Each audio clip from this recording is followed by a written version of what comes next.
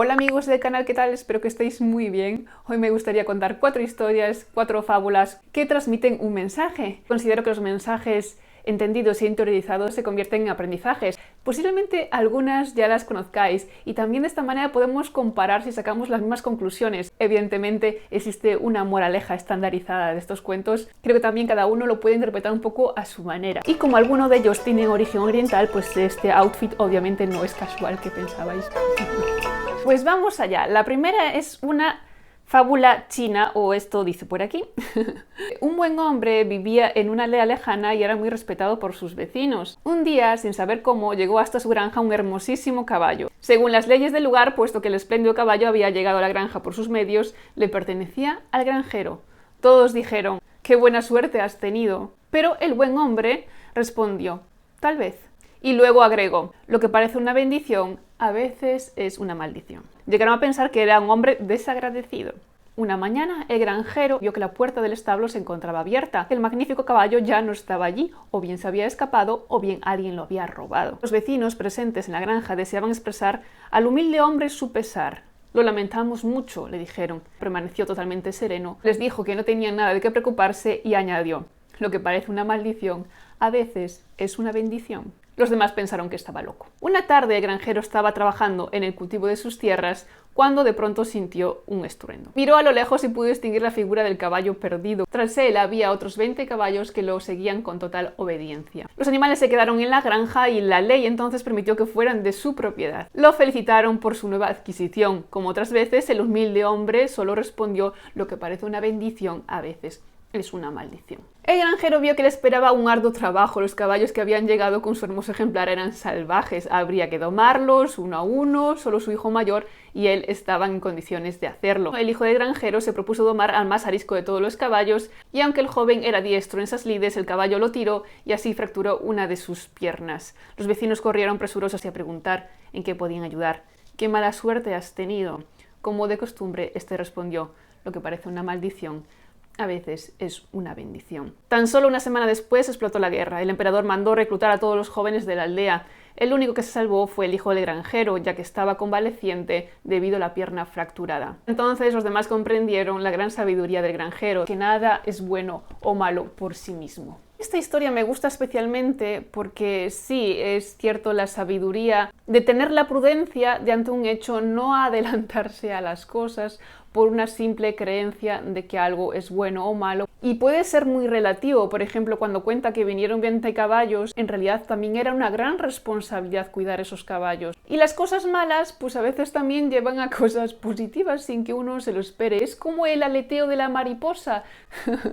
Puede ocurrir que un pequeño desencadenante lleve a una serie de sucesos en el que interviene bastante el factor suerte. Esta manera de pensar yo la tenía de pequeña y de adolescente. Ante cosas que yo veía que podían ser positivas, jamás me emocionaba en exceso, para mantener así un equilibrio. Lo curioso es que de adulta, pues en esa época depresiva que tuve y en otros momentos, esto se desequilibró, de modo que empecé a emocionarme en exceso con cosas que yo creía que eran positivas y a deprimirme también en exceso con cosas que yo creía que eran negativas. Por ejemplo, en un momento en el que yo estaba bastante harta de trabajos con malas condiciones y que no me llenaban, opté a un trabajo que yo creía que realmente iba a encajar con lo que yo quería. Me hicieron una entrevista y yo después de la entrevista estaba como ultra emocionada, súper nerviosa por que me cogiese. Es decir, sentía que sería una gran fortuna acabar en ese trabajo. Y al final resulta que fue un trabajo bastante duro, en el que el ambiente no me gustó nada y no lo pasé bien y no aprendí todo lo que me hubiese gustado aprender. Tanta emoción, tanta alegría, tantos nervios, tanto agradecimiento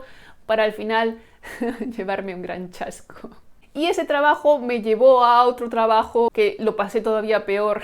Y yo ya dije: «Dios mío, ¿qué me pasa? ¿Por qué siempre acabo en lugares tan horribles? ¿Atraigo este tipo de situaciones? ¿O soy yo rara, que no me encajo en estos sitios porque los ambientes y las formas no me gustan?». Eso me llevó a su vez a otro lugar y acabé encontrando un trabajo mucho mejor que se adaptaba a mis cualidades. Ahí a su vez conocí a una persona de la que me enamoré y eso me llevó a otras historias. Fue una concatenación de hechos y los vivía de todos de manera muy intensa, demasiado, de modo que era una montaña rusa y creía que sí, que tenía mala suerte, luego que tenía buena suerte. La verdad es que ya no sabía distinguir qué me sucedía, qué parte me correspondía a mí, qué parte le correspondía al azar. Por fortuna, una vez superado ese periodo, volví un poco a las raíces de mi forma de pensar y sentir. Aunque soy muy emocional y muy sensible, amo esa virtud del equilibrio, de la prudencia, de esperar a que las cosas sucedan. La vida es un continuum, día tras día, hecho tras hecho, circunstancia tras circunstancia. Y aunque hay algunos pilares que pueden marcar temas decisivos en tu vida, la manera en que los enfocas y la manera en que los reconduces, la manera en que unos encajan con otros, es lo que construye la totalidad. No pensar tanto en cosas buenas como malas, sino simplemente ser agradecido y responsable también con lo que se tiene.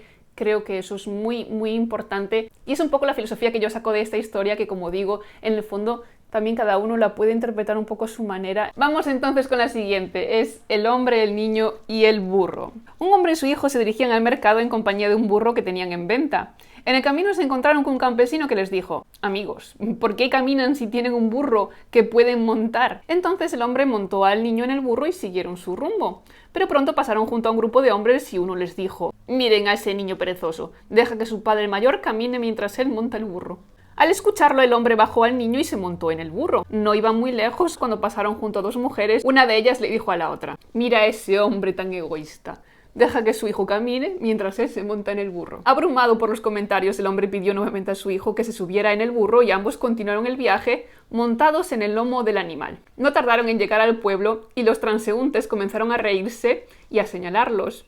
El hombre se detuvo para preguntarles de qué se burlaban. ¿No les da vergüenza ponerle tanto peso a un pobre burro? El hombre y el niño se bajaron del burro para pensar qué hacer. Finalmente cortaron un palo y ataron las patas del burro a él. Cada uno, sujetando un extremo del palo, levantaron el burro hasta los hombros. Continuaron el camino en medio de la risa de todos hasta que llegaron al puente que los separaba del mercado. En ese momento, el burro desató una de sus patas y le dio una patada al niño. En la lucha, el burro resbaló sobre el puente y fue a dar al fondo del río. «Eso les enseñará», dijo un anciano que los había seguido. Y les dejó la siguiente moraleja: trata de complacer a todos y no complacerás a nadie. Sobre esta fábula tendría varias cosas que decir, varios puntos de vista. Uno de ellos es el que ya escribí alguna vez en mi blog, que pedir consejos o seguir consejos es un tema muy delicado. Cada persona va a aconsejar en función de lo que es, lo que piensa, sus experiencias, sus conocimientos, y no siempre va a encajar con los tuyos. Entonces, muchas veces mejor que seguir consejos de nadie, seguir la propia intuición. Pero ya más allá de esto, había mucho juicio en este cuento, ¿no? Las personas ponían juicios de quién era el egoísta, que si el niño, que si el padre, que si los dos, que si eran unos tontos, siendo muy fácil señalar siempre las obras de otros, pero sobre todo el problema que supone caer en esos juicios y dejarse llevar por las opiniones de los demás, ¿no? Al final fue un auténtico desastre. Esta cuestión la traté en el vídeo de que no te importe lo que los demás digan y piensen de ti. Uno tiene que ser responsable con sus propias decisiones y tiene que también ser responsable de si estás siguiendo los consejos de los demás, que es un riesgo. Es un riesgo todo. Seguir la propia intuición, seguir los consejos de los demás. Por lo menos, si te vas a arriesgar, trata de ser honesto contigo mismo y hacerlo a tu manera. Si te tropiezas, va a ser tu propia equivocación y no el error de alguien más. Los demás no van a pagar tus errores, lo vas a pagar tú. Y si quieres seguir consejos, eso también está muy bien, pero hay que poner mucho ojo. ¿Quién te los dice? ¿Por qué te los dice? ¿Con qué intención te los dice? ¿Y desde qué tipo de experiencia te lo dice? Tercera historia, el cuento del escorpión y la rana. Había una vez una rana sentada en la orilla de un río cuando se acercó un escorpión que le dijo: amiga rana, ¿puedes ayudarme a cruzar el río? ¿Puedes llevarme a tu espalda? ¿Que te lleve a mi espalda?, contestó la rana. Ni pensarlo. Te conozco, si te llevo a mi espalda sacarás tu aguijón, me picarás y me matarás. Lo siento, pero no puede ser. No seas tonta, le respondió entonces el escorpión. ¿No ves que si te pincho con mi aguijón te hundirás en el agua y que yo, como no sé nadar, también me ahogaré? Y la rana, después de pensárselo mucho, se dijo a sí misma: si este escorpión me pica a la mitad del río, ¿nos ahogamos los dos? No creo que sea tan tonto como para hacerlo. Mira, escorpión, lo he estado pensando y te voy a ayudar a cruzar el río. El escorpión se colocó sobre la resbaladiza espalda de la rana y empezaron juntos a cruzar el río. Cuando habían llegado a la mitad del trayecto, el escorpión picó con su aguijón a la rana. ¿Cómo te quedas? De repente la rana sintió un fuerte picotazo y como el veneno mortal se extendía por su cuerpo. Y mientras se ahogaba, veía también como con ella se ahogaba el escorpión. Pudo sacar las últimas fuerzas que le quedaban para decirle: no entiendo nada. ¿Por qué lo has hecho? Tú también vas a morir. Lo siento, ranita, no he podido evitarlo. No puedo dejar de ser quien soy, ni actuar en contra de mi naturaleza, de mi costumbre y de otra forma distinta a cómo he aprendido a comportarme. Después de decir esto, desaparecían los dos, el escorpión y la rana, debajo de las aguas del río. Jolín, es que hasta estas historias me hacen querer llorar porque todo lo que sea morir. Un animalito, la rana ahí, es que es muy triste esto. Espera, primero la moraleja que hay aquí. Es un cuento que habla de cómo los rasgos culturales de una persona forman parte también de su naturaleza, marcan su comportamiento. Y eso es algo que va a estar siempre con uno, que no puede cambiar y que forma parte de su personalidad. Bueno, en mi caso lo veo de diferentes maneras. Una de ellas es no te fíes. Si eres una rana, no te fíes de un escorpión. Esto parece una metáfora un poco estúpida, pero no, amigo. ¿Qué puede ser una rana? Por ejemplo, una persona altamente sensible. ¿Qué puede ser un escorpión? Por ejemplo, una persona abusiva, un narcisista de estos chungos. También hay que tener muy buena intuición a la hora de saber de quién fiarse y por qué y bajo qué circunstancias y contexto. Eso por un lado. Por otro lado, el escorpión, él mismo se provocó su muerte, obviamente, al picar a la rana. Él reconoció que su propia naturaleza le llevó a cometer ese acto un poco absurdo en el que también él se ponía en peligro. Esto se puede ver también muy claro, por ejemplo, en casos de autodestrucción. Hay que vigilar mucho las tendencias naturales. Al tener capacidad de razonar, creo que las personas tenemos también mucho margen de maniobra. Nosotros mismos podemos reconocer por qué nos comportamos como nos comportamos, pues a veces por una predisposición genética, por un tipo de temperamento, cosas que no podemos controlar tan fácilmente. Por lo menos tener la capacidad de ver nuestros puntos fuertes, nuestros puntos débiles, para prevenir que nuestros puntos débiles nos lleven a autosabotajes nivel Dios como este. Y también asumir que a veces simplemente nuestra propia naturaleza nos lleva a situaciones de este tipo, en el sentido de que hay que aceptar que hay cosas que vamos a vivir y sufrir simplemente porque somos como somos. Ir en contra de nuestro ser a veces es una tortura mayor que simplemente secundarlo. Y otra historia de ranitas explica que si pones una rana en una olla de agua hirviendo, va a saltar de inmediato porque notará ese agua tremendamente caliente que sabe que la va a matar. En cambio, si pones una rana en una olla de agua fría y vas calentando ese agua de manera paulatina, la rana no se da cuenta de que ese agua está cambiando de temperatura hasta que finalmente se quema sin darse cuenta y muere. Esta me parece muy interesante, no sé si la habéis visto en el cuento de la criada, pero también sale ahí en un momento en el que hablan de cómo ese estado totalitario de distopía pues se ha impuesto como poco a poco, es decir, pequeñas acciones que los ciudadanos fueron aceptando sin darse cuenta de que les estaban robando cada vez más derechos, y cuando se dieron cuenta ya no tenían herramientas para protegerse a sí mismos.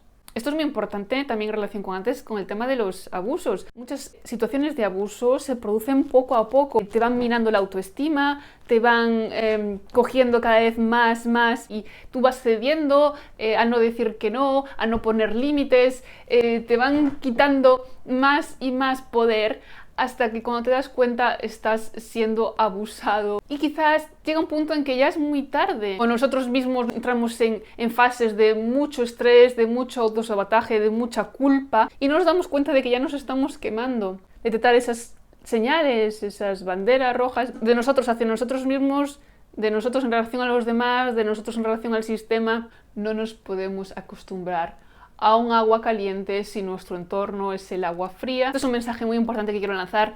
No te acostumbres a lo malo, no te acostumbres al sufrimiento, no te acostumbres al estrés, no te acostumbres al abuso, no te acostumbres a las carencias. Al menos en mi mente eso no es lo normal. Amigos, espero que os hayan gustado estas 4 fábulas, historias o cuentos. Me gustaría muchísimo conocer vuestra opinión, qué interpretación le dais y sobre todo cómo las podéis ejemplificar en vuestra vida, ¿no? La gracia está en coger esas historias y decir, puedo hacer un paralelismo entre esta historia y esta experiencia. Os recuerdo que ofrezco asesorías privadas y que también tengo un libro, toda la información lo dejaré abajo. Si os ha gustado, dadle mucho amor al vídeo, valorar, suscribiros y nos vemos, como siempre, en el próximo.